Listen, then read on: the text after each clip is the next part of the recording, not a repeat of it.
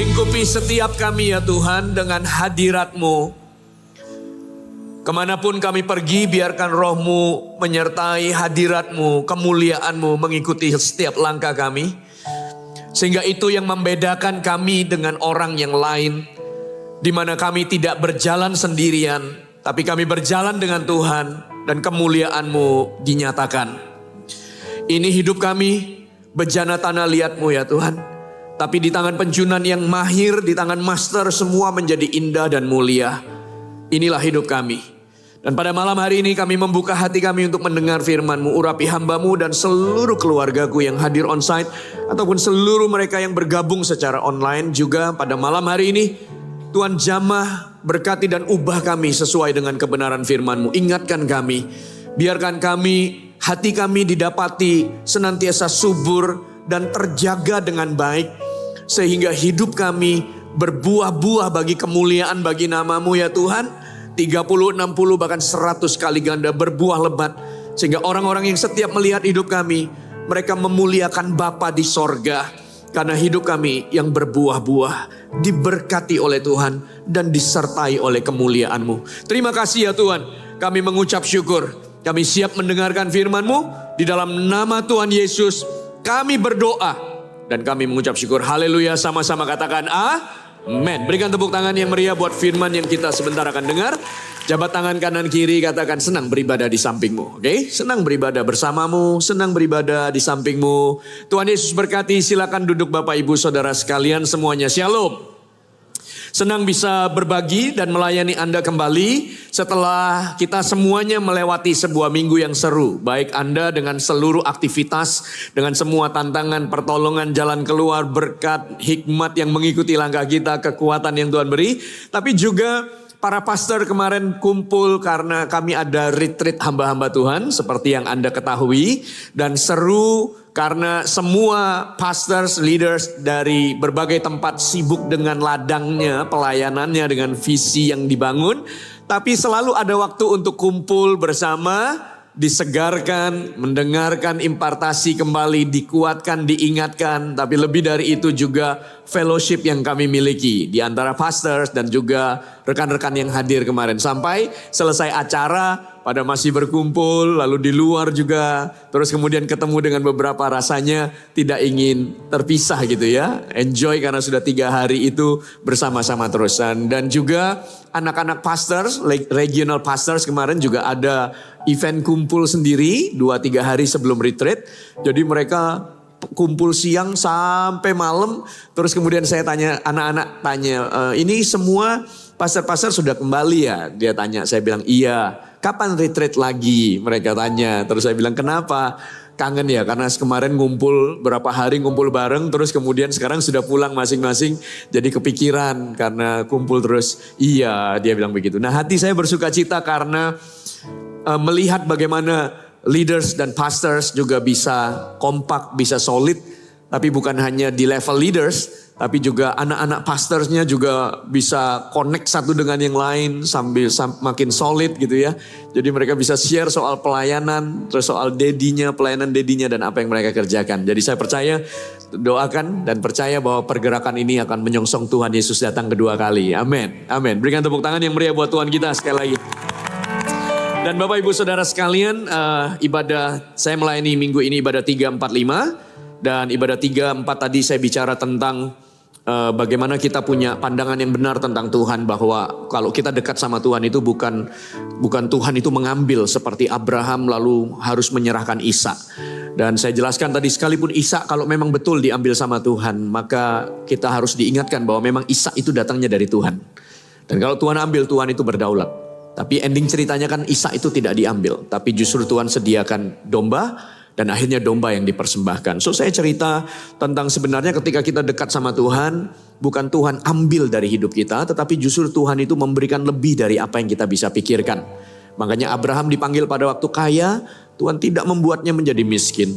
Tuhan tidak mengambil hartanya. Tetapi Tuhan tambahkan bahwa kamu jadi bapa segala bangsa.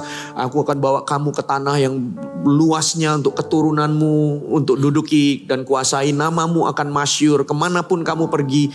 keturunanmu akan jadi berkat. Dan kalau sampai ada yang berkati kamu, dia diberkati. Kalau sampai ada yang mengutuk kamu, orang itu pun dikutuk oleh Tuhan. Sehingga saya bilang, waktu Abraham ketemu dengan Tuhan, dia tidak diambil tapi justru dia ditambahkan. Sehingga orang harusnya bangga dan bersuka cita untuk dekat sama Tuhan. Dan yang kedua, saya bicara tentang dekat sama Tuhan untuk menjadi hidup kudus. Oleh karena Tuhan memanggil kita kudus, bukanlah sebuah kurungan.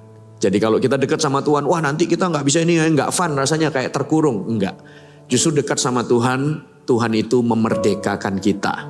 Sehingga di luar Tuhanlah itu adalah kurungan atau ikatan.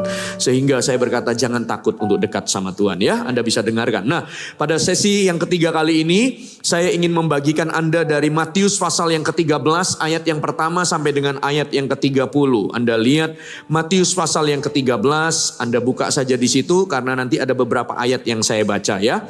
Nah, Matius pasal 13 ayat 1 sampai 30 itu bercerita tentang sebuah benih yang ditabur di sebuah hati atau di sebuah tanah yang subur. Anda tahu kisah ini, tapi saya mau ajak kita untuk melihat bagian per bagian.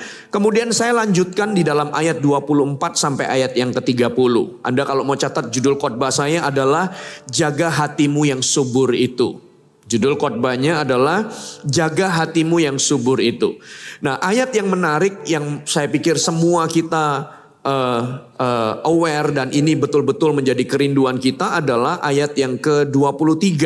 Kita mulai dari ayat 18 nih. Kita mulai dari ayat 18. Ayat 18 sampai ayat yang ke-23. Ayat 18 sampai dengan ayat yang ke-23. Firman Tuhan berkata begini. Matius pasal 13 ayat 18 sampai dengan ayat 23. Karena itu dengarkanlah arti perumpamaan penabur itu.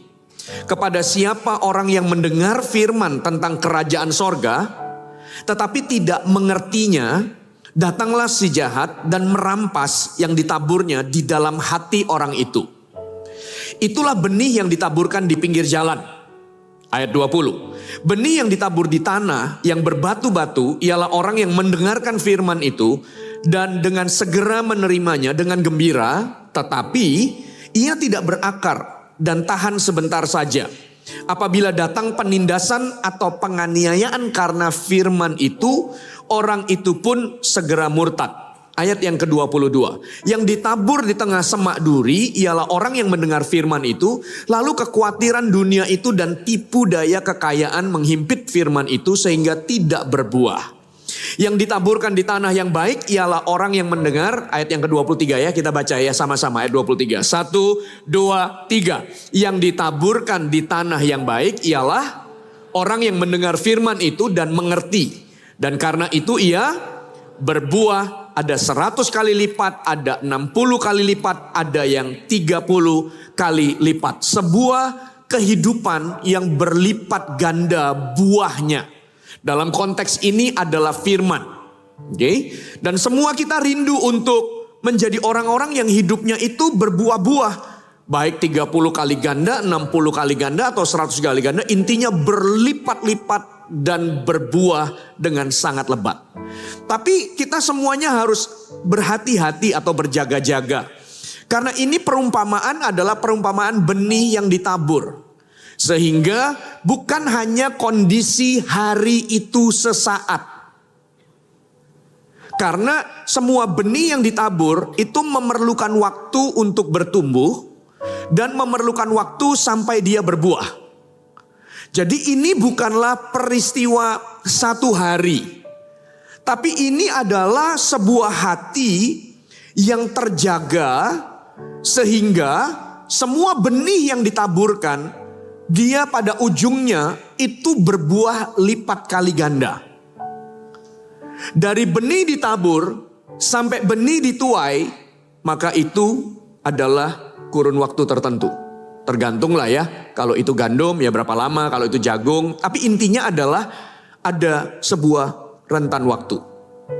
Jadi kita harus mengawal hati kita, memastikannya dalam kondisi yang senantiasa subur, sehingga yang ditabur sampai panennya itu berkali lipat ganda. Nah, yang dijelaskan di dalam firman ini, Anda lihat ayat yang ke-19, yang paling dasar yang sering dirusak adalah di situ dikatakan ayat 19. Kepada setiap orang yang mendengar firman tentang kerajaan sorga, tapi tidak mengertinya, datanglah si jahat dan merampas yang ditaburkan dalam hati orang itu, itulah benih yang ditaburkan di pinggir jalan. Nah, hati yang harus dijaga yang pertama adalah hati kita ini harus dalam sebuah kerinduan untuk mendengar dan merenungkan. Bukan mendengar dan melupakan. Tetapi memberikan waktu untuk merenung firman, belajar menemukan rema dan pengertian atau pemahaman dari firman yang kita baca. Atau dari firman yang kita dengar. Jadi kondisi hati yang haus akan kebenaran.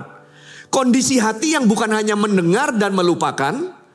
Tetapi dia kepengen belajar. Dia kepengen dapat artinya.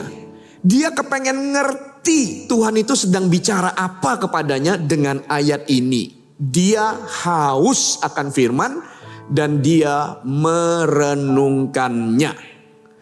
Ada bedanya antara orang yang hanya mendengar lalu melupakan, sehingga sebenarnya tidak pernah ada nutrisi atau makanan rohani bagi rohnya, karena memang dia tidak mengerti dan tidak mendapat inti apa sih yang Tuhan ingin bicarakan. Sehingga gak bisa hanya mendengarkan atau tidak bisa hanya membaca, apalagi tidak membaca. Yang begini, jangan harap berbuah 30, 60, 100 karena memang benih itu tidak pernah betul-betul ditaburkan. Nah, atau Bapak Ibu Saudara sekalian adalah kondisi hati yang sebenarnya dia selalu mengambil firman itu untuk orang lain dan dia tidak pernah membuka hati untuk menerimanya. Jikalau itu firman Tuhan yang baik, soal berkat, soal yang happy buat dia, oh dengan senang hati. Tapi begitu ayat itu menjadi lebih keras sedikit, menegur, mengoreksi, dan mungkin mendidik, maka orang ini cenderung untuk, oh ini bukan untuk saya, ini untuk orang lain. Jadi dia pilah-pilah. Jadi dari situ kelihatan bahwa sebenarnya orang ini gak betul-betul pengen mengerti firman. Dia hanya mendengar apa yang dia suka dengan telinganya, tetapi tidak mau menerima makanan keras. Level ini, jikalau itu kita, maka jangan pernah berharap 30, 60, 100 kali ganda. Karena dari awal kita sendiri sudah tidak pernah tertarik dengan benih yang ditaburkan itu. Kemarin ketika retreat 3 hari berlalu, kemudian saya mendengar kesaksian-kesaksian. Lalu salah satu tim yang datang memberikan kesaksian. Dia bilang, wow seru ya karena saya bisa melihat warna dari pergerakan GMS dan ROSC, Rose of Sharon Church untuk internasional. Lalu dia tulis di situ, benar-benar yang dihajar pada waktu sesinya Ko Philip meruntuhkan roh teritorial. Tidak ada roh teritorial. Ibaratnya kalau hari ini regionalnya A, ini regionalnya B, ini regional C. Supaya bisa fokus dan mengembangkan. Tapi itu gak boleh jadi spirit regional sehingga yang ini tidak bisa masuk ke sini. Ini adalah wilayah kekuasaannya ini, kalau ini harus baik-baik dengan ini. Apa semuanya, wah itu dihantam. Waktu saya dengar dia kesaksian, dia cerita soal itu. Nah ini kan bukan untuk regional A atau regional B. Ini kan juga untuk regional saya. Sebagai regional pastor untuk Asia gitu. Sehingga saya harus mencerna dan saya harus makan itu. Dan saya harus introspeksi diri saya. Apakah saya membangun regional saya dengan spirit teritorial yang akhirnya membangun tembok pemisah. Seolah-olah ini wilayah kekuasaan saya. Ini daerah saya. Kalau you mau masuk sini, you harus baik-baik dan dekat saya. Loh, memang harus jaga hubungan, jaga hati dan sebagainya. Tapi bukan berarti membangun tembok sehingga seolah-olah ini wilayah saya gitu. Dan ayat-ayat yang begini, firman ini kan bukan untuk si A, untuk si B, kan untuk saya juga. Dan saya harus renungkan itu. Iya Tuhan, yang saya bangun ini, betulkah di dalam spirit kesatuan? Jangan sampai saya terjebak dengan spirit dengan tembok teritori. Seolah-olah ini wilayah saya. Gitu. Dan saya harus bertobat itu. Kalau Tuhan ingatkan saya bilang, Tuhan saya nggak mau ada dalam kondisi hati begitu. Nah, saya pikir semua kita harus ready untuk makanan, untuk benih. Baik itu adalah makanan lunak ataupun makanan keras. Sehingga kita tidak memilah-milah bahwa oh ini menghantam orang ini menghantam orang itu. Oh saya kan enggak. Loh kamu juga harus terima dan makan itu. Kalau misalnya kamu nggak makan hari itu, terima itu dan renungkan bagian mana dari pelayananmu atau hidupmu yang sedang Tuhan bicarakan. Satu kali saya pernah ditegur Tuhan long time ago. Ketika satu orang mulai menyampaikan firman dan saya tahu bahwa ini adalah murid rohani. Di dalam satu pertemuan doa kemudian dia sharing. Lalu saya pikir saya tahu arah apa yang dia bicarakan. Karena pembukaannya begini apa semua saya langsung tebak, oh ini akan arahnya ke sana. Lalu saya sibuk dengan buku atau apa gitu, catatan atau apa. Saya tidak dengarkan itu. Saya sibuk dengan aktivitas saya sementara orang itu sedang sharing. Terus saya ditegur sama Tuhan. Waktu saya ditegur sama Tuhan itu ibaratnya Tuhan bilang, kamu tahu orang itu yang menyampaikan mungkin posisinya pelayanannya jauh di bawah kamu. Tapi kamu harus belajar hormati orang itu dan terlebih lagi firman yang orang itu bagikan. Karena itu firmanku. Wih kaget saya. Saya langsung tutup aktivitas saya. Saya langsung berikan konsentrasi. Karena saya merasa pada waktu itu Roh Kudus sedang bicara sama saya. Kamu bukan hanya meremehkan orang itu. Kamu meremehkan firman yang keluar dari mulut orang itu. Padahal itu adalah firmanku. Wah, saya langsung tutup itu dan saya berikan konsentrasi dan serius untuk mendengarkannya. Stage yang pertama, jikalau kita semua ingin berbuah 30, 60, 100 kali ganda, semua yang ada di hati ini, terutama konteksnya adalah firman yang ditaburkan, maka berikan telinga kita untuk merenungkan, untuk dapat poinnya, untuk pegang apa yang Tuhan bicarakan. Sekalipun itu bisa jadi bentuknya teguran atau makanan keras. 1 Korintus pasal 3 ayat 2 sampai 3. Firman Tuhan berkata begini. 1 Korintus pasal 3 ayat 2 dan 3. Firman Tuhan, susulah yang kuberikan kepadamu bukanlah makanan keras sebab kamu belum dapat menerimanya. Dan sekarang pun kamu belum dapat menerimanya karena kamu masih manusia duniawi. Sebab jika di antara kamu ada iri hati dan perselisihan, bukankah hal itu menunjukkan bahwa kamu masih manusia duniawi, bahkan kamu hidup secara duniawi, kamu gak bisa makan makanan keras karena kamu masih levelnya makanan lunak. Yang kamu mau dengar hanya yang happy, yang berkati, yang ini, yang enak di telinga. Tapi begitu yang keras, yang tegur, yang hantam, yang ini, lalu dengan gampang kita nggak suka atau kita alihkan. Ini kayaknya cocok buat dia. Nah, kalau sudah yang lucu-lucu, bagus-bagus, nah terus baru, wah ini baru buat saya, ini seru, ini berkat dan sebagainya. No, kita harus ready untuk mendapat rema dari setiap firman atau perenungan firman itu sendiri. Ibrani pasal 5 ayat yang ke-11 sampai ayat yang ke-14. Ibrani pasal yang ke-5 ayat yang ke-11 sampai ayat yang ke-14. Firman Tuhan berkata demikian Bapak Ibu Saudara sekalian. Tentang hal ini banyak yang harus kami katakan. Tapi yang sukar untuk dijelaskan. Karena kamu telah lamban dalam hal mendengarkan. Sebab sekalipun kamu ditinjau dari sudut waktu, sudah seharusnya menjadi pengajar. Kamu masih perlu lagi diajarkan asas-asas pokok dari pernyataan Allah. Dan kamu masih memerlukan susu dan bukan makanan keras. Jadi kenapa penulis Ibrani berkata kamu masih perlu diajarkan asas-asas pokok? Karena yang mereka mau dengar gitu ya. Asas-asas pokok itu karena oke, kita lanjutin dulu ayat 13. Sebab barang siapa masih memerlukan susu, ia tidak memahami ajaran tentang kebenaran. Sebab ia adalah anak kecil. Di dalam Alkitab kalau dijelaskan fase anak-anak itu adalah fase di mana kamu mengenal Bapa, mengampuni dosamu, kamu dikasihi, kalau kamu doa dijawab oleh Tuhan. Jadi pengenalannya itu pengenalan yang basic. Yang dia mau dengar itu yang ringan-ringan. Tak kala itu dikatakan kalau kamu dari anak-anak beranjak jadi orang muda, kamu tahu mengalahkan yang jahat. Suruh kamu bergerak, suruh kamu pakai otoritas, suruh kamu hadapi musuh dan tengking setan. Nah dia sudah mulai gak tertarik dengan yang itu. Pokoknya dia mau di stage yang paling dasar aja. Beranjak lebih sedikit penuh tantangan, dia sudah gak tertarik dengan itu. Dan penulis Ibrani bilang kamu seperti anak kecil. Dan kamu hanya memerlukan susu, makanan keras gak bisa. Ayat yang ke-14. Tetapi makanan keras adalah untuk orang-orang dewasa, yang karena mempunyai panca indera yang terlatih untuk membedakan yang baik daripada yang jahat. Stage pertama adalah sebuah hati yang menemukan rema, membaca dan merenungkannya, mendengar dan menerimanya. Ngerti? Oke, poinnya ini. Mungkin 40-50 menit tidak semuanya Anda bisa ingat. Tapi dari pembicaraan itu, berikan waktu untuk renungkan. Oke, ini ya, berarti saya tahu, saya ini gak boleh pilih-pilih. Firman itu sekalipun keras saya harus makan. Itu rema buat saya. Jadi ada benih yang ditaburkan dan dimengerti. Karena stage ini, iblis akan datang karena orang mendengar tapi tidak pernah mengerti. Gak mau mengerti, gak mau merenung, gak mau dapat. Oke, itu stage yang pertama. Nah, Anda lihat di dalam stage yang ayat yang ke-20 dan 21. Ayat 20-21. Benih yang ditaburkan di tanah yang berbatu-batu ialah orang yang mendengarkan firman dan segera menerimanya dengan gembira. Oke, orang ini dapat. Das. Lalu, tetapi ia tidak berakar dan tahan sebentar saja.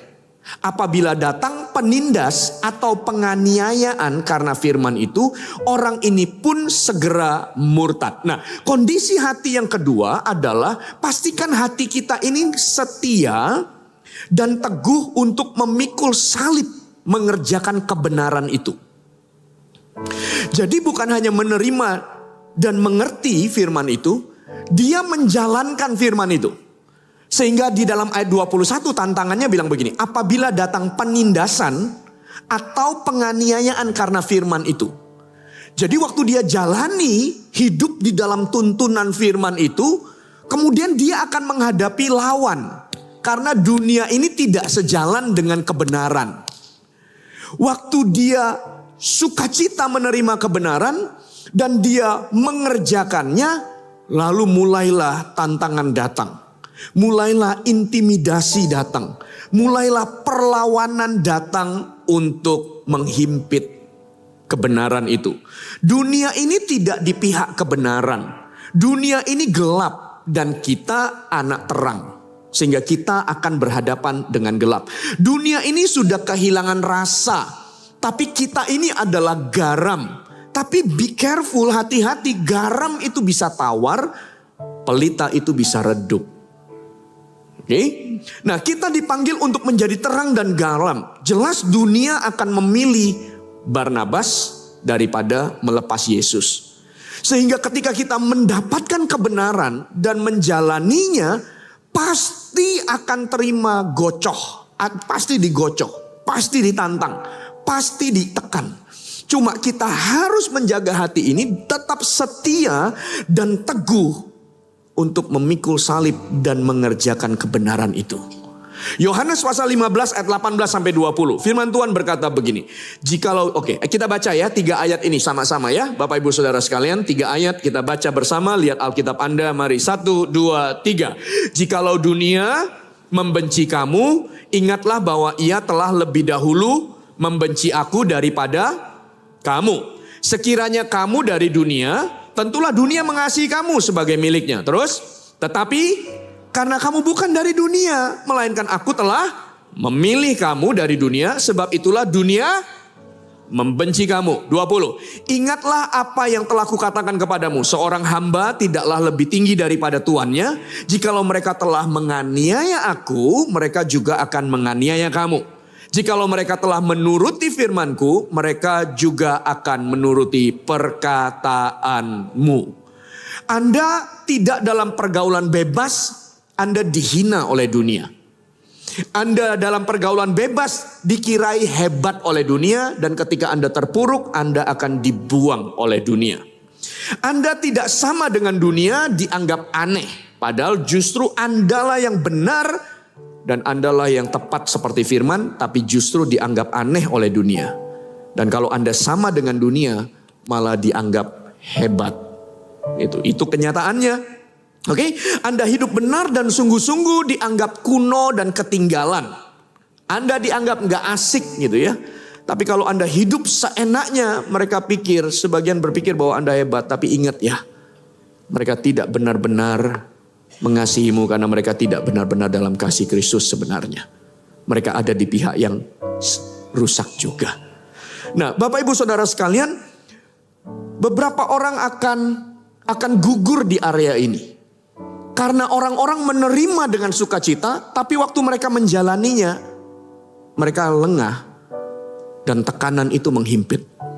So please, kalau Anda ingin melihat semua itu berlipat ganda di dalam hidup ini, kawal hati Anda untuk tetap setia berpegang pada kebenaran.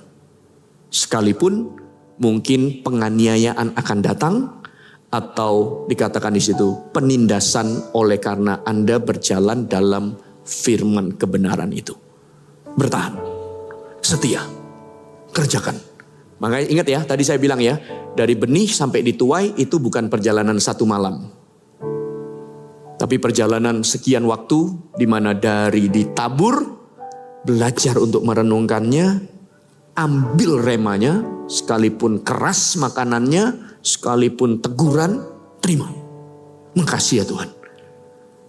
Oke, mengerti. Yang kedua, kerjakan seperti rumah dibangun di atas batu karang. Demikianlah orang yang mendengar dan melakukan firman. Nah, betul. Nomor yang ketiga, Anda lihat ayat yang ke-22. Oke, Anda lihat ayat yang ke-22. Firman Tuhan berkata begini, yang ditabur di semak duri ialah orang yang mendengarkan firman itu, lalu kekhawatiran dunia ini dan tipu daya kekayaan menghimpit firman itu sehingga tidak berbuah. Jadi dia sudah mengerti firman, dia sudah mengerjakan firman, lalu dia bertahan di mana kalau ada tekanan dan penganiayaan terhadap kebenaran. Wih, ini sudah top. Tapi ayat yang ke-22, benih ini gugur atau gagal berbuah oleh karena kekhawatiran dunia ini dan tipu daya kekayaan. Artinya ayat yang ketiga, jaga dan kawal hati Anda tetap pada fokus kehendak Tuhan itu sendiri. Kenapa? Karena di dalam perjalanannya bisa jadi melenceng. Yaitu gak fokus lagi kepada kebenarannya, fokusnya pada kekayaan dunia. Berubah. Yang dari awalnya cinta Tuhan menggebu-gebu, merenungkan firman Tuhan, berpegang pikul salib, terus sampai satu titik fokusnya berubah oleh karena kekhawatiran. Kekhawatiran itu cenderung bicara soal masa depan yang dia pikirkan terlalu banyak hari ini dan dia berusaha untuk memenuhi padahal itu masih di depan, gitu ya. Atau cintanya akan kekayaan. Berubah fokusnya. Nggak lagi sama Tuhan, tapi kepada yang lain. Nah, pada waktu itu, maka berguguranlah buah yang harusnya bermunculan dari hidupmu. Kita harus terus mengawal hati kita untuk tetap fokus kepada Tuhan dan kehendaknya. Kita nggak lagi, hati kita mulai berubah, sudah tidak lagi pada Tuhan dan kehendaknya, gitu ya. Bukan lagi kerinduannya pada pengenalan Tuhan, bukan lagi kerinduannya pada keintiman, kekudusan, menyenangkan Tuhan, melayani Tuhan, begitu ya. Justru enggak, itu sekarang menjadi nomor 2 yang kita kejar justru tambahannya. Padahal Alkitab berkata cari dulu kerajaan Allah maka semua ditambahkan. Nah yang kita cari, semuanya kita cari dengan harapan nanti biarkan pengenalan akan Tuhan atau kehendak Tuhan nomor sekian lah. Nah kita sudah berubah. Kita sudah, hatinya sudah melenceng. Tidak lagi pada visi dan kerajaannya. Dulu bebannya pada pelayanan. Dulu bebannya pada jiwa-jiwa. Dulu bebannya untuk melihat visi digenapi. Dulu bebannya lihat perintisan terjadi. Dulu bebannya di kelompok kecil yang dia bangun. Wah seru banget. Nah lalu tiba-tiba fokus dan hatinya berubah. Padahal awalnya dia merenungkan firman, awalnya dia berdiri atas firman. Tapi ketiga ternyata dia lebih tertarik kepada dunia dan melenceng. Itu Demas dan teman-temannya kalau di Alkitab ya, di Kisah Para Rasul ya disinggung. Berubah. Mulai fokusnya bukan lagi tentang Tuhan, tetapi justru tambahannya, kebutuhannya, masa depannya, merasa dia harus lakukan ini, lakukan itu, takut, khawatir, jadi satu. Fokusnya sudah tidak pada Tuhan lagi. Lalu mulai beralih kepada tipu daya kekayaan. Mulai cinta uang, mengagung-agungkan uang, merasa kalau sudah lebih punya banyak uang, lebih sukses, lalu rasanya jadi lebih hebat, lebih punya pengaruh, lebih ini. Guys, dulu kamu gak begitu.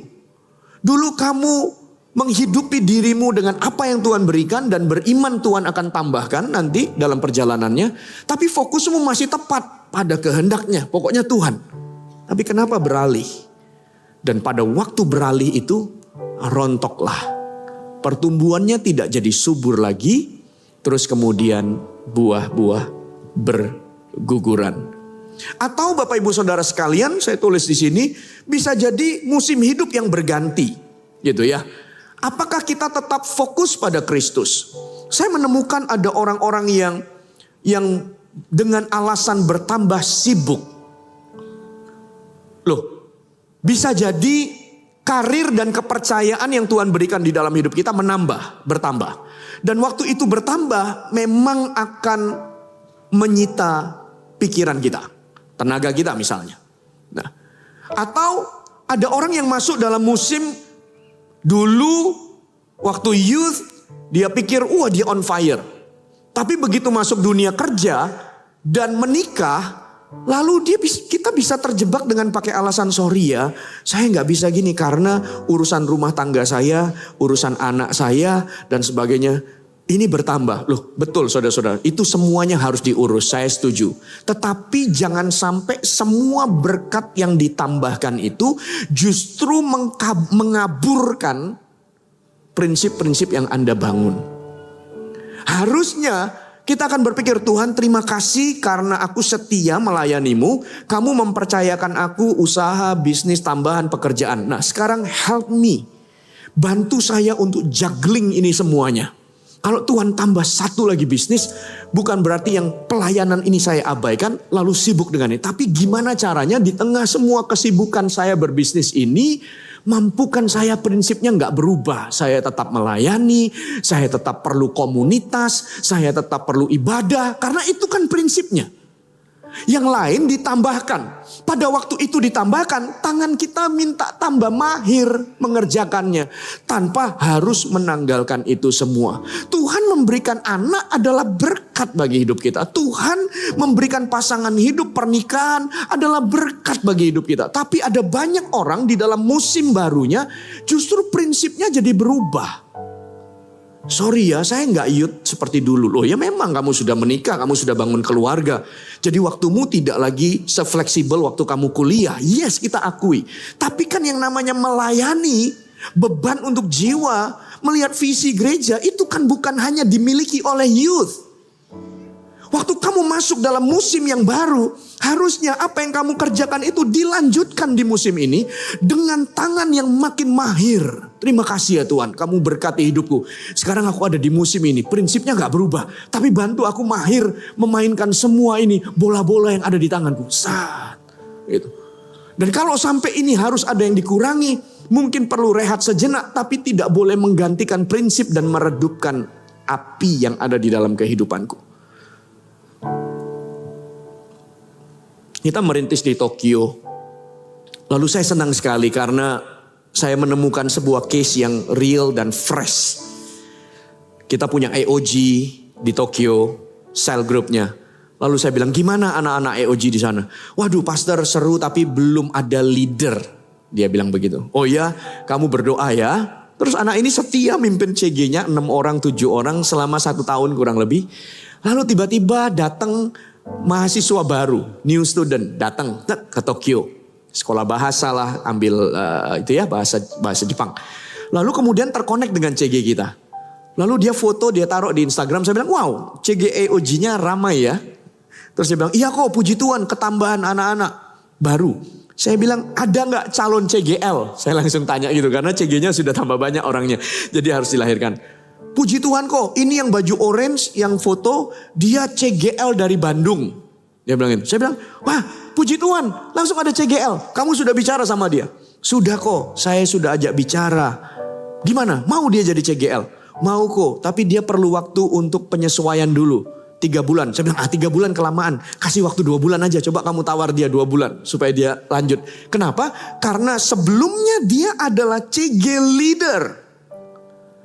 Dan di tempat yang baru, harapan saya adalah bukan musim yang baru. Sudahlah Soli, saya santai dulu lah. Kemarin tuh sudah sibuk sekali. Jadi kayak ini. Nah, yang begini biasanya nanti makin lama gitu ya.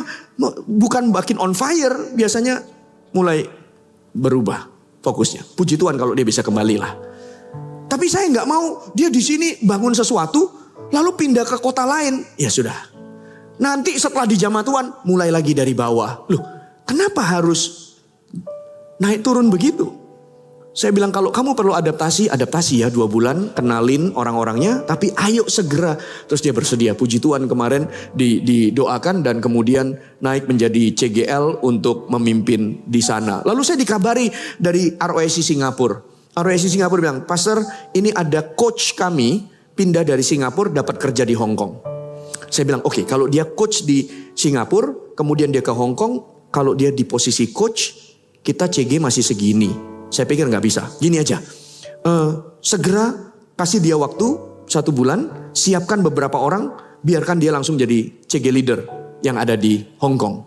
Karena posisi coachnya belum ada. CG-nya masih beberapa. Terus oke, kita siapkan. Kita kasih tahu anaknya. Dan puji Tuhan loh. Dia begitu pindah ke Hong Kong. Dapat kerjaan. 1 bulan adaptasi.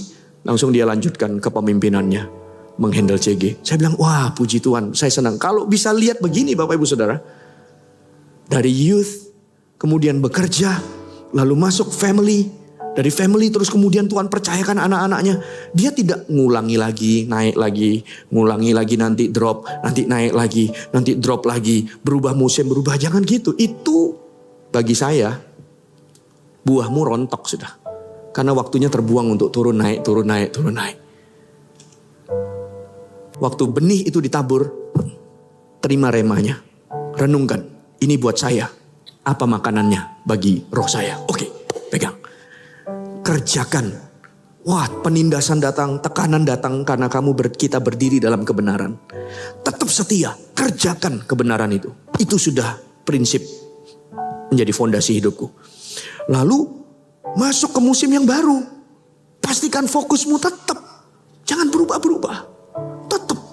Jadi saya bayangkan kita di sini udah bangun pelayanan, nanti pindah kota, pindah gini, naikkan terus aja. Tumbuh. Sampai ujungnya didapatilah hidup ini berbuah-buah, berbuah-buah, berbuah-buah. Tidak ada musim yang terbuang, tidak ada fokus yang beralih. Tetap setia dan mengerjakannya dan pastikan fokusnya pada kehendak Kristus. Nah, dari situ Bapak Ibu Saudara, Anda lihat ayat yang saya ulang ayat 22 ya, lihat. Yang ditabur di tengah semak duri ialah orang yang mendengarkan firman itu, lalu kekhawatiran dunia ini dan tipu daya kekayaan berubah, menghimpit firman itu sehingga tidak berbuah, fokusnya beralih. 23, kita baca sekali lagi ayat 23. 1, 2, 3. Yang ditaburkan di tanah yang baik ialah orang yang mendengar firman itu dan mengerti. Dan karena itu ia berbuah. Ada yang 100 kali lipat, ada yang 60 kali lipat, ada yang 30 kali lipat. Ini cerita tentang kondisi hati yang subur, hati yang baik. Dalam perjalanan tetap dikawal dan dijaga. Oke, sampai dia berbuah-buah. Nah, lihat ayat 24 sampai ayat yang ke-30. Ini ada satu perikop lanjutannya tentang perumpamaan penabur. Tapi kalau Anda baca perikop ini memiliki arti yang berbeda di ayat 36 sampai ayat 43 itu penjelasannya. Tapi mari perhatikan baik-baik, ada satu bagian yang saya ingin ingatkan supaya semua kita perhatikan. Ayat 24. Yesus membentangkan suatu perumpamaan lain lagi kepada mereka. Katanya, hal kerajaan sorga itu seumpama orang yang menaburkan benih yang baik di ladangnya. Ayat 25 sampai 28. 25 sampai ayat 28. Oke, 27. Mari kita baca sama-sama. 1, 2, 3. Tetapi pada waktu semua orang tidur, datanglah musuhnya menaburkan benih lalang di antara gandum. Tes. Lanjut. gandum lalu pergi. Ayat 25 ya. Lalang di antara gandum lalu pergi. Ayat 26. 1, 2, 3. Ketika gandum itu tumbuh dan mulai berbulir, nampaklah juga lalang itu. 27. Maka datanglah hamba-hamba tuan ladang itu kepadanya dan berkata, Tuan, bukankah benih yang baik yang Tuan taburkan di ladang Tuan? Dari manakah lalang ini? Nah, perhatikan baik-baik. Di sini diceritakan di sebuah ladang itu ditabur benih yang baik. Kalau tadi konteks tadi itu adalah kondisi hati yang subur. Tapi di ayat ini diceritakan ternyata di malam hari juga ada si jahat menabur lalang. Benih lalang lalu pergi. Jadi ini seperti pekerjaan orang yang gak bertanggung jawab. Dia lewat, dia tabur lalu dia pergi. Gak usah dirawat, gak usah diurus. Pokoknya selama dia lewat, tabur aja terus pergi. Tabur aja. Ini orang gak bertanggung jawab. Pokoknya dia tabur aja, dia tabur aja. Nah, taburan ilalang ini karena tanahnya subur, maka benih apapun yang ditabur di situ akan mudah tumbuh. Jadi kalau Anda lihat ada orang yang hatinya menggebu-gebu sama Tuhan. Oke? Wah, hatinya tuh diajari apa nurut. Kemudian dikasih tugas ini kerjakan. Pokoknya hatinya tuh haus sekali sama Tuhan. Orang yang begini harus menjaga hatinya dengan segala kewaspadaan. Karena akan ada waktunya setan itu tabur-tabur benih terus. Kenapa? Karena tanah subur benih apa aja ditabur tuh kemungkinan tumbuhnya besar. Nah ternyata setan itu tabur-tabur aja terus dibiarin gitu. Jadi kalau kita dapati sebenarnya hati kita nih haus dan lapar. Kemarin saya pertemuan dengan para pendoa untuk Asia. Lalu saya ingatkan mereka, saya bilang begini. Anda semua ada di Zoom meeting ini berarti Anda itu betul-betul cinta Tuhan, pelayanan, mendoakan Asia, terlibat dalam pergerakan. Pengen lihat revival, keren, hatimu keren. Tapi ingat ya, di hati yang subur ini kalau Anda gak jaga, setan pun akan tabur benihnya. Satu hari gak heran lihat orang bisa nyala-nyala on fire, tiba-tiba besok bisa menghujat gak karuan. Padahal waktu kita lihat orang ini kenapa? Padahal orang ini cinta Tuhan, pastor. Orang ini pelayanan, pastor. Orang ini. Tapi ternyata kalau you gak jaga hati, setan itu naburi terus. Kan tanahnya subur. Ya gue tabur aja terus. Nanti lihat aja. Sehingga kalau kita gak hati-hati, malah ilalang itu ternyata ikut tumbuh. Dan waktu ilalang itu ikut tumbuh, repotnya adalah apa yang terganggu? Ilalang itu akan makan nutrisi yang harusnya jatah dari gandum itu. Sehingga Anda bisa bayangkan harusnya gandum itu 60-130 kali ganda berbuah. Karena ilalang juga ikut makan. Menurut saya hasilnya gak akan maksimal. Saya sih gak tahu banyak. Tapi kalau Anda lihat di dalam perkebunan misalnya. Pasti harus ada jarak dari tanaman yang satu ke tanaman berikutnya. Lalu lingkaran pupuknya gini. Tanaman liar gak boleh ada. Apa semuanya. Itu kan harus dijaga supaya betul-betul tanaman itu fokus di situ dan nutrisinya cukup. Nah ini lalang sama gandum tumbuh sama-sama. Di hati yang subur, kalau kita gak jaga, mungkin setan gak bisa ambil firman itu. Tapi mungkin dia bisa tabur kecurigaan. Dia tuh bisa tabur sakit hati. Dia bisa tabur gesekan. Gesekan hari ini dengan pelayan ini, terus 5 hari gak selesai, dia ngomong, iya ya kamu tahu gak sih itu. Orang itu kemarin tuh gini, yang satu bilang, loh iya kemarin juga ada case dengan orang itu. Wah orang itu memang dasar, itu disimpan terus. Yang harusnya itu sebelum dia tumbuh, ambil buang. Supaya jangan gandumnya tumbuh, lalu ilalangnya tumbuh, sudah tumbuh sama-sama besar baru disadari. Ternyata ada sakit hati, ada pahit, ada benci. Nah itu akan menghambat buah dari gandum itu sendiri. Gak bisa 30, 60 bahkan 100 kali ganda. Karena nutrisinya kemakan dengan taburan benih. Kebencian lah, gesekan lah, gak puas inilah, gak puas itulah. Lalu lihat ini iri, kenapa orang itu lebih cepat diangkat, orang itu kok lebih dipercayai, padahal saya yang mulai duluan. Nah lihat orang itu kok lebih didengar daripada saya, padahal saya gini. Wah mulai lihat, gak sadar tuh. Ini baik nih, sibuk pelayanan, dikasih tugas, pokoknya hatinya tuh diajari mau. Tapi dia gak jaga. Lalu muncullah di situ iri, kecewa, tambah lagi, gesek lagi, gosok lagi sana sini. Jadi tambah marah. Dia langsung, aku quit. Dia bilang gitu. Loh, tunggu. Kamu ini kan cinta Tuhan dan seru banget dalam pelayanan. Kok bisa keputusannya kok begini? Dan itu tidak dalam satu hari jadi. Kalau satu hari jadi mungkin masih bisa diayemi. Jangan gitu, kamu harus ingat. Iya. Tapi gak pernah dibereskan. Taburin lagi sama setan, taburin aja terus. Gitu. Gak usah diurus, biarin aja. Biar itu tumbuh-tumbuh sendiri.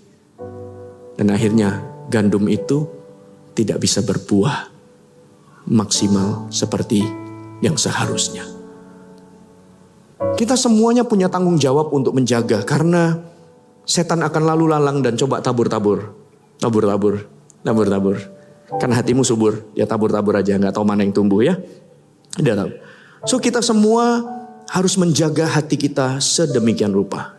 Ketika kita mendengar firman, ambil remanya. Pahami mana poinnya untuk hidupku. Untuk aku ya, bukan untuk orang lain. Untuk aku. 2, hatimu kerjakan dengan setia. Sekalipun tekanan berseberangan dengan dunia, jalan dengan kebenaran. 3, jangan beralih fokus. Tuhan tetap pertama, yang lain tambahan. Bukan yang tambahan ini jadi yang utama jadi bergeser. Puji Tuhan, aku diberkati dengan bisnis yang baru, pekerjaan yang baru, tambah luas pemasaranku. Puji Tuhan, Tuhan tambahkan keluarga, pernikahan, anak. Puji Tuhan.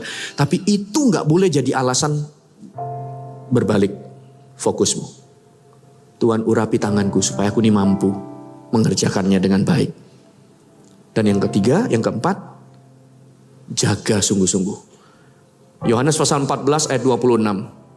Yohanes 14 ayat 26. Tetapi penghibur yaitu Roh Kudus yang akan diutus oleh Bapa dalam namaku, dialah yang akan mengajarkan segala sesuatu kepadamu dan akan mengingatkan kamu akan semua yang telah kukatakan kepadamu.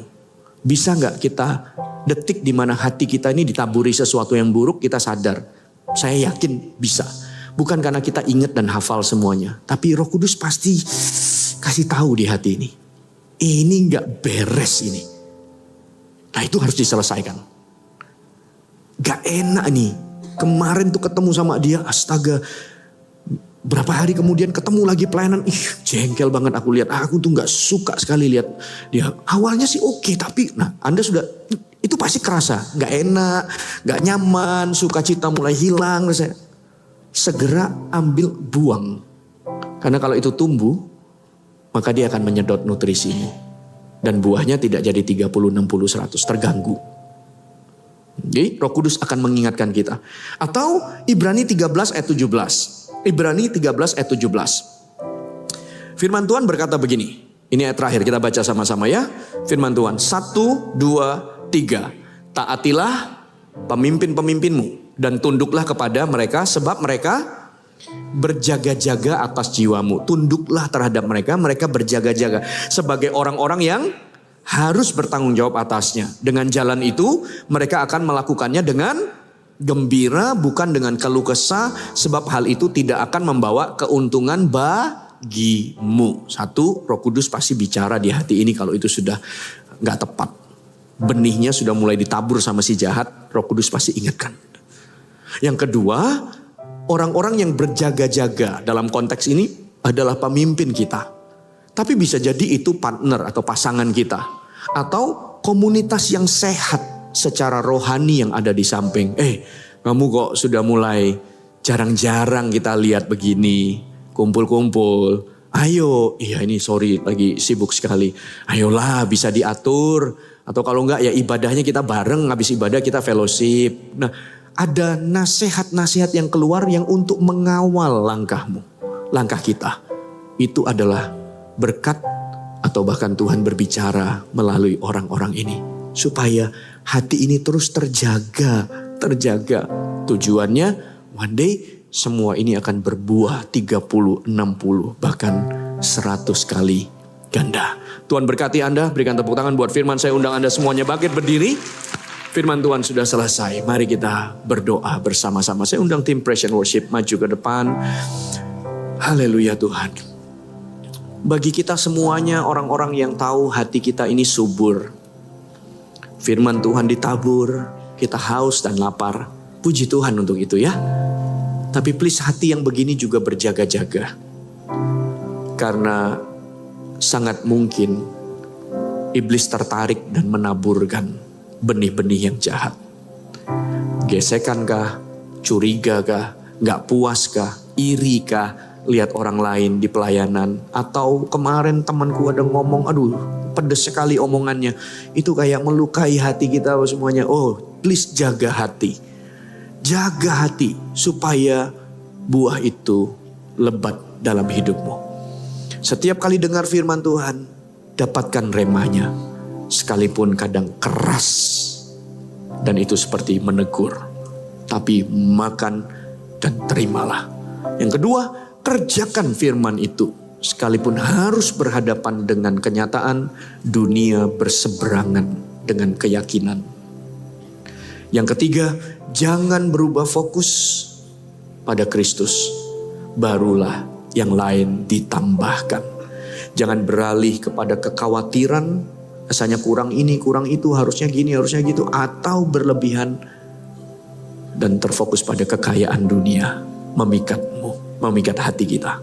Jagalah semuanya. Tuhan berkati, mari kita nyanyikan bersama. Worship leader pimpin kita bersama. Penjuru hidupku, hatiku serahkan seutuhnya.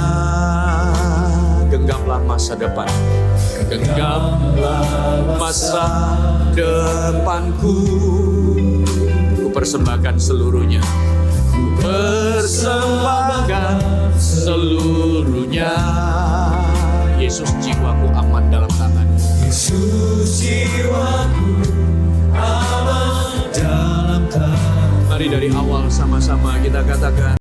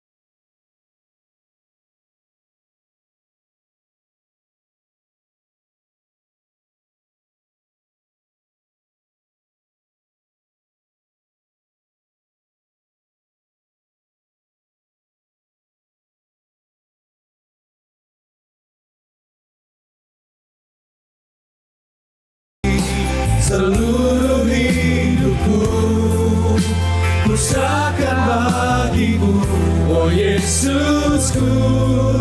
Ini kerinduanku, jadikanku kudus dan berkenan. Murnikan hatiku sepertimu, serupa denganmu, Yesus. Mari angkat tangan kita lebih tinggi, katakan Tuhan ini seluruh hidupku kuserahkan bagimu, oh Yesusku. Ini kerinduanku, jadikanku kudus dan berkenan. Murnikan hatiku sepertimu, serupa denganmu, Yesus. Mari kita sembah dengan rekatu mahati analamaya gaya sheka. Hingga Maria analamaya shuneka dan dia larabaya gaya larabagara gaya hada. Hingga namaya gaya realabaraba. Dapati hidup kami berbuah-buah 30 kali ganda, 60 kali ganda, bahkan 100 kali ganda. Dapati hidup kami berbuah lebat ya Tuhan. Bukan kejadian satu hari, tapi bagaimana perjalanan iman kami. Hati kami dijaga, hati kami tetap subur, hati kami tetap baik, sehingga berbuah lebat 30, 60 bahkan 100 kali ganda. Hemat koreba kasyakare aralarabaya.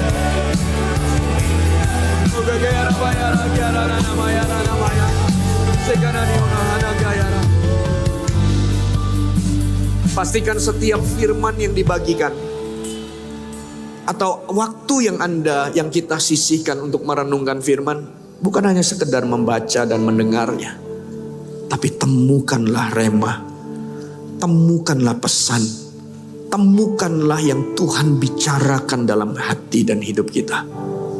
Bukan untuk orang lain, apalagi kalau itu makanan keras. Terima itu, kunyah itu, makan. Dia akan jadi benih yang kokoh, yang kuat. Dan kawal ya, kerjakan dengan baik. Dan jangan berubah fokusmu. Pelihara hati tetap subur. Haleluya. Sebelum kita masuk perjamuan kudus, altar di depan ini kita buka. Pendoa dan leader akan mendoakan Anda. Saya ingin Anda semuanya perhatikan baik-baik. Ketika firman Tuhan tadi ditaburkan, coba cek hatimu. Jangan-jangan ada benih-benih yang sudah ditabur sama setan sekian lama. Yang Anda sadar, tapi Anda tidak sadar, tapi hari ini dicelikkan. Iya, pastor. Ini betul-betul menghambat pertumbuhan imanku. Ini mengganggu hatiku. Padahal Anda tahu hati Anda tuh subur. Cinta Tuhan, waduh firman Tuhan Anda haus. Tapi iya pastor, saya ingat 3 bulan yang lalu ada satu case di mana itu betul-betul membekas di hati saya. Dan seolah-olah kayak itu menyita perhatian saya, kepikiran. Apakah itu sakit hati, apakah itu iri, apakah itu benci, marah gitu ya. Dan kalau setiap ingat itu saya kayak aku kalau nggak mikir itu happy pastor. Tapi begitu ingat itu, wah rasanya kayak aduh sukacita tuh langsung hilang sepanjang hari itu. Apalagi kalau ketemu mukanya dia. Nah kok sukacita Anda ditentukan dari ketemu atau enggak dengan orang itu. Ternyata 2 bulan yang lalu ada kisah-kisah setan taburkan benih-benih luka, benih-benih kecewa, benih-benih itu. Ya sudahlah. Apa yang Tuhan ingatkan, ampuni, lepaskan pengampunan, semua serahkan sama Tuhan. Pokok jangan sampai benih itu tumbuh ya. Pelayanan juga gitu. Nanti iri sama ini, iri sama itu. Kok aku ditaruh di sini, dia kok taruh jauh. Nah yang gitu-gitu tuh benih-benih yang tidak subur. Coba cek hati kita. Coba cek hati kita. Hati Anda tuh subur untuk firman dan kebenaran dan rencana Tuhan. Bukan untuk benih si jahat. Kalau itu ada, responi firman ini. Jujur di hadapan Tuhan, cabut itu semuanya. Saya buka altar ini di depan untuk Anda. Jikalau Anda sadar bahwa ada benih-benih si jahat yang ditaburkan di hatimu. Cabut itu keluar, biarkan hatimu hanya untuk gandum belaka. Atau Anda didapati orang yang sudah berubah fokus. Tadi yang seperti saya bilang ya, di musim yang baru Tuhan bawa kita, tapi roller coaster kadang naik, kadang turun gitu ya. Inilah di kondisinya turun, penyesuaian ini. Ya pastor, kalau dulu saya mah fokus, saya mah dulu kalau Tuhan pelayanan, firman, pokoknya hadirat Tuhan, visi apa semua, saya utamakan. Tapi sekarang ini kayaknya sudah mulai beralih. Ketika Tuhan bicara kepadamu, responi firman Allah. Firman ini bukan untuk si A, bukan untuk si B. cerna, makan untuk hidupmu. Dan itu akan tumbuh dan kawal dengan baik, dia akan bertumbuh 30, 60, 100 kali ganda. Bagi Anda orang-orang yang demikian, yang berubah fokusnya sudah, Tuhan aku sadar, aku kembalikan hatiku kepadamu. Atau yang kedua, Anda sadar ada benih-benih si jahat yang mulai ditaburkan di hatimu. Anda masing-masing renungkan, dan jika itu Anda berikan respon pada firman Tuhan. Saya undang Anda maju ke depan. Sambil kita nyanyikan lagu ini, kasih tahu orang kanan kiri, permisi saya mau merespon firman Tuhan, saya mau maju ke depan. Mari keluar dari kursi dan barisan Anda, maju ke depan, leader pendoa akan melayani Anda. Dan mari kita sama-sama nyanyikan lagu ini. Mari silakan.